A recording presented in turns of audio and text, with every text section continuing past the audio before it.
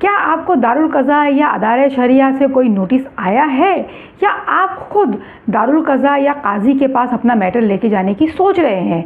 तो उस जाने से पहले मेरा ये वीडियो ज़रूर देखिएगा, जिसमें मैंने एक्सप्लेन किया है कि दारुल क़ज़ा के क्या पावर्स हैं सुप्रीम कोर्ट के जजमेंट के बेसिस पे। इसीलिए मेरे वीडियो देखते रहिएगा, इसे लाइक कीजिएगा और मेरे चैनल को सब्सक्राइब ज़रूर कीजिएगा। हाय व्यूवर्स, मुझे कई बार फ़ोन कॉल आते हैं हस्बैंड्स की तरफ से भी और वाइफ़ की तरफ से भी। हस्बैंड ये कहते हैं कि मुझे अदारे शरिया या शरिया काउंसिल की तरफ से मुझे लेटर आया है, मुझे नोटिस आया है, मैं इसका क्या करूं? क्या मैं जाऊं? क्या वहां पे प्रोसीडिंग अटेंड करूं? वाइफ़ की तरफ से कॉल आता है कि मेरा हस्बैंड मुझे खुला देने के लिए तैयार नहीं है। क्या मैं अदारे शरिया में जाऊं, उन्हें अप्रोच करूं, और इसकी क्या लीगल वैलिडिटी है? इसीलिए व्यूवर्स, मैंने ये वीडियो बनाया है जिसके अंदर मैं आपको एक्सप्लेन करूंगी कि जितने भी अदारे शरिया है, दारुल क़ज़ा है, शरिया काउंसिल जो है हमारे हिंदुस्तान में काम कर रहे हैं, इनके दिए गए फतवों की या इनके दिए गए सर्टिफिकेट्स की क्या वैलिडिटी है और कौन से सर्कमस्टेंसेस में उसे माना जाएगा, इवन काजी के दिए गए सर्टिफिकेट्स के भी। व्यूअर्स, अगर मैं इन सारी चीज़ों को एक ही वीडियो में एक्सप्लेन करूं तो मेरा वीडियो बहुत लंबा हो जाएगा, क्योंकि मैंने इसके अंदर कई सुप्रीम कोर्ट के जजमेंट्स, कई हाई कोर्ट के जजमेंट और कुछ प्रोविजंस अलग अलग एक्ट के भी लिए हैं। इसे एक्सप्लेन करने के लिए मैंने इस वीडियो को अलग अलग पार्ट में डिवाइड किया है, एक सीरीज़ बनाई है। ये सीरीज़ पूरी की पूरी ज़रूर सुनिएगा व्यूअर्स, ताकि आपके अंदर जितने भी कन्फ्यूजन्स हैं वो सारे के सारे क्लियर हो जाएं। पहला मेरा वीडियो है वो सिर्फ दारुल क़ज़ा, अदारे शरिया जैसे काउंसिल्स जो होते हैं, जो ग्रुप ऑफ पीपल होते हैं, उनके लिए है। इनके पावर जो है मैं आपको एक्सप्लेन करूंगी सुप्रीम कोर्ट के जजमेंट के बेसिस पे। जी हाँ व्यूअर्स, 2025 का हाल ही का सुप्रीम कोर्ट का एक जजमेंट है। इसका डिस्क्रिप्शन आप इस वक्त मेरे स्क्रीन पर देख रहे होंगे। इसके अंदर क्वेश्चन उठाया गया कि जितने भी अदारे शरिया है, दारुल क़ज़ा है, शरिया काउंसिल है, जो ग्रुप ऑफ पीपल हैं जहाँ पर मैट्रिमोनियल इश्यूज़ लाए जाते हैं मुसलमानों के ज़रिए और वहाँ पर वो फतवा देते हैं, कभी कभी सर्टिफिकेट्स इशू करते हैं, तो क्या ये लोग एक पैरेलल जुडिशरी चला रहे हैं? इस मुद्दे को लेके इससे पहले भी सुप्रीम कोर्ट में एक मुद्दा उठा था, इससे पहले भी एक केस फाइल किया गया था, उसमें भी सुप्रीम कोर्ट ने जजमेंट दिया है। नए वाला जो केस है जो मैं आपके सामने रख रही हूँ, इस मैटर के अंदर सिर्फ और सिर्फ जजमेंट ही नहीं दिया सुप्रीम कोर्ट ने, बल्कि कुछ गाइडलाइंस भी इशू कर दिए अदारे शरिया को। इस मैटर के अंदर यह हुआ था व्यूअर्स कि सुप्रीम कोर्ट ने कहा कि ऐसा नहीं है कि ये जितने भी अदारे शरिया है, ये दारुल क़ज़ा है, वो एक पैरेलल जुडिशरी चला रहे हैं। पैरेलल जुडिशरी का मतलब ये है कि हिंदुस्तान की जो कोर्ट जो अंडर कॉन्स्टिट्यूशन इस्टेब्लिश की गई है, कानून के तहत बनाई गई है, इसके अलावा भी एक कोर्ट चल रहा है, इसके अलावा भी केसेस चल रहे हैं और सुने जा रहे हैं।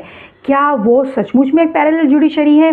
सुप्रीम कोर्ट ने कहा है कि कोई भी ऑर्डर को कोर्ट का ऑर्डर होने के लिए सबसे ज़्यादा ज़रूरी है उसका इम्प्लीमेंटेशन, यानी कि उसे लागू करने का तरीका। कोर्ट अगर कोई ऑर्डर देता है तो उसे लागू करने की भी ताकत रखता है, दूसरे लोगों को मनवाना भी कोर्ट को आता है। इसीलिए कोर्ट के पास कई गवर्नमेंट मशीनरीज हैं, उसके पास पुलिस है, अदर एडमिनिस्ट्रेशन है, जो कोर्ट के ऑर्डर को मनवाते हैं। जैसे कि अगर अरेस्ट वारंट इशू हुआ तो उस बंदे को अरेस्ट करने के लिए पुलिस मौजूद है। अगर कोई ऑर्डर दिया गया सिविल मैटर के अंदर, अगर किसी बंदे ने वो सिविल मैटर के ऑर्डर को नहीं माना और उस तरीके से एक्ट नहीं किया जिस तरीके से कोर्ट ने कहा है, तो कोर्ट कंटेम्प्ट ऑफ कोर्ट में उस बंदे को अंदर भी डाल सकता है। मेंटेनेंस अगर नहीं दिया गया तो उसे जेल भी हो सकती है। तो इस तरीके से जो मनवाने का तरीका है वो सिर्फ और सिर्फ हिंदुस्तान के कोर्ट्स के पास है, इसके अलावा और किसी बंदे के पास नहीं है। इसीलिए ये जो दारुल क़ज़ा है या अदारे शरिया है, ये लोग जो ऑर्डर देते हैं इनका इम्प्लीमेंटेशन नहीं हो सकता, तो इसीलिए ये एक कोर्ट के ऑर्डर नहीं है। हाँ, लेकिन उसके बावजूद भी इन लोगों को आप इल्लीगल मशीनरीज नहीं कह सकते, एक इल्लीगल अदारा नहीं कह सकते, ये भी कानूनी तौर से जायज़ है। क्यों? क्योंकि इनके दिए गए फतवे को हम एक एडवाइजरी के तौर पे मान सकते हैं, एक ओपिनियन के तौर पे मान सकते हैं।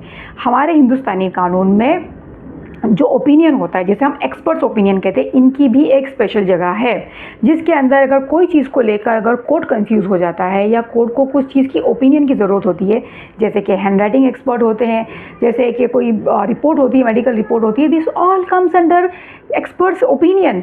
उसी तरीके से जो अदारे शरिया है उसके अंदर काफ़ी इस्लामिक स्कॉलर्स बैठते हैं, कई उसके अंदर मुफ्ती होते हैं, काजी होते हैं, कारी होते हैं, इमाम होते हैं, जिन लोगों को इस्लामिक नॉलेज होती है, तो किसी एक पर्टिकुलर मुद्दे के बेसिस पे वो अपना ओपिनियन दे सकते हैं। इसीलिए उनके दिए गए फतवे की जो हकीकत है वो एक ओपिनियन के तौर पर ही है, एक बंदे के ऊपर है जिसके अगेंस्ट में वो फतवा जारी किया गया है, या तो वो उसे माने या सिंपली इग्नोर करे, या उसके अगेंस्ट में वो कोर्ट में भी जा सकता है।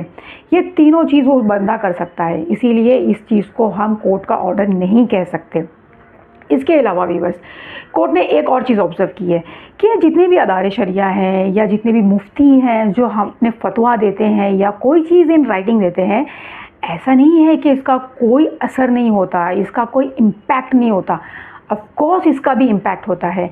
अभी कोई मुस्लिम है वो तो यही सोचेगा कि मैंने अगर शरिया के अगेंस्ट में, इस्लामिक कानून के अगेंस्ट में कोई काम किया तो मुझे गुनाह होगा, मैं क्या जवाब दूंगा।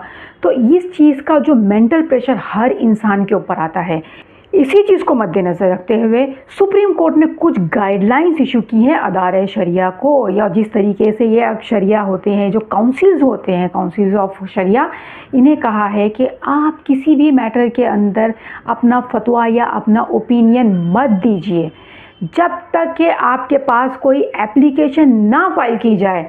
अगर समझ लीजिए हस्बैंड एंड वाइफ है, अगर वो अपने मैरिटल स्टेटस के बारे में आपसे पूछते हैं तो उन दोनों को, यानी कि दोनों इन्वॉल्व पार्टी हो, डायरेक्टली अफेक्टेड पार्टी हो, वो आपके सामने आए, अपना एप्लीकेशन आपके सामने रखें, आप उसके जवाब में ही इसका रिप्लाई देंगे, अदरवाइज़ नहीं देंगे। कोई थर्ड पर्सन आता है आपसे सवाल पूछता है तो आप उसका जवाब नहीं देंगे, क्योंकि वो थर्ड पर्सन उसे किसी और तरीके से यूज़ कर सकता है, इसका मिसयूज़ हो सकता है।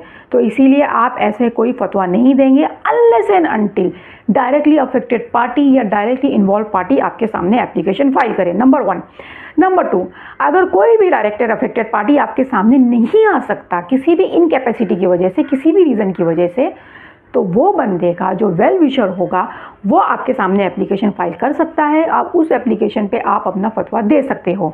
फॉर एन एग्जांपल, अगर वाइफ है, एक औरत है जो नहीं आ सकती, हो सकता है वो पर्दा नशीन है इस वजह से, या हो सकता है कोई बंदा हैंडीकैप है इस वजह से, कोई भी रीज़न हो सकते हैं, वो आपके सामने नहीं आया, तो उनका वेल विशर, जैसे उनका भाई हो गया, उनका बाप हो गया, या उनके कोई भी रिश्तेदार हो गए, उसके बिहाफ में एप्लीकेशन फाइल करते हैं, तो आपको उस चीज़ का जवाब देना है। तीसरा, ये जो आप ओपिनियन देंगे ये सिर्फ ओपिनियन की ही हैसियत रखेगा, इसे किसी भी तरीके से लागू नहीं किया जाएगा, इसे इम्प्लीमेंट नहीं किया जाएगा, इसे मनवाया नहीं जाएगा किसी भी तरीके से, और अगर इसे मनवाने की कोशिश की गई तो वो इल्लीगल होगा।